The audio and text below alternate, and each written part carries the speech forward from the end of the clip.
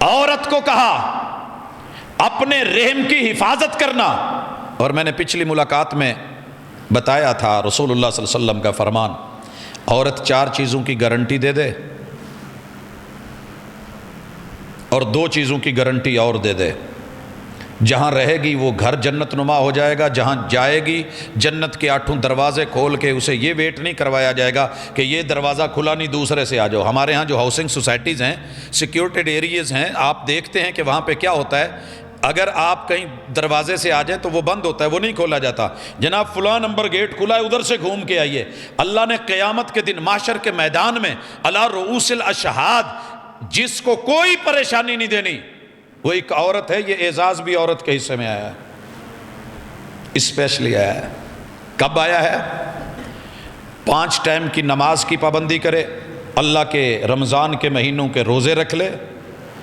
اور وحسنت فرجہا، اپنے رحم اپنی شرمگاہ کی ضمانت دے دے اور گارنٹی دے دے اور حفاظت کر لے، وَأَطَاعَتْ بَالَهَا، ساری دنیا ایک طرف، مگر اپنے شوہر کو کہے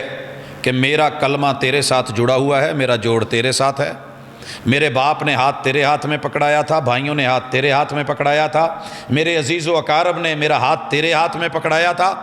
تو یاد رکھیے آپ کے سارے رشتے اور میرے سارے رشتے بعد میں، پہلا رشتہ آپ کا ہے، حالانکہ باپ پہلے ہے میرا، بھائی میرے پہلے ہیں، لیکن اسلام نے جب ترجیح دی ہے تو میں اپنے شوہر سے پوچھے بغیر قدم نہیں اٹھانے والی۔ بھائیوں کو میسج دے دیا، باپ کو میسج دے دیا، دنیا ناراض ہو گئی، باپ بگڑ گیا، بھائی بگڑ گئے، اپنے ننیال ددیال کہنے لگے کہ بیٹی ہماری نہیں رہی، شریعت کہتی ہے تو نے شوہر کی مانی ہے، در حقیقت مصطفیٰ کی مانی ہے، مصطفیٰ نے اپنی طرف سے نہیں میری بات آگے پہنچائی تھی، تو نے میری مانی ہے، جا، جب دنیا نفسا نفسی کے عالم میں ہوگی یہ جنت کے 8 در کھول کے میں نے تیرے لیے رکھے ہوئے ہیں۔ حضرات چلیے تو اسی میرے ساتھ کتاب اللہ کے سفر کیجئے، ایک ایک لفظ،